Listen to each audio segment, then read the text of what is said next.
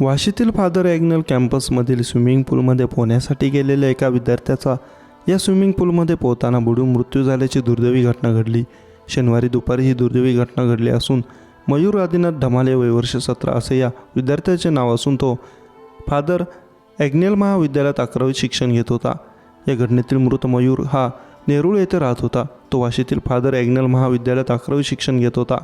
नुकतीच त्याची 11वीची परीक्षा झाली होती, त्यामुळे मयूर आणि त्याच्या वर्गातील इतर विद्यार्थी वाशीतील फादर ॲग्नेल कॅम्पसमधील स्विमिंग पूलमध्ये पोहण्यासाठी जात होते। शनिवारी दुपारी मयूर आणि त्याचे वर्गमित्र स्विमिंग पूलमध्ये पोहण्यासाठी गेले होते। यावेळी मयूरला पोहताना दम लागल्याने तो स्विमिंग पूलमध्ये बुडाला। यावेळी मयूरला तत्काळ बाहेर काढण्यात आले।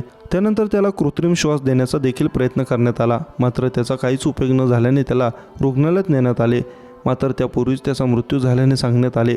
या घटनेनंतर वाशी पोलिसांनी घटनास्थळी धाव घेऊन पाहणी केली, तसेच CCTV फुटेजची देखील तपासणी केली। त्यानंतर वाशी पोलिसांनी रात्री उशिरा या प्रकरणी अकस्मात मृत्यूची नोंद करून पुढील तपास सुरुवात केली आहे।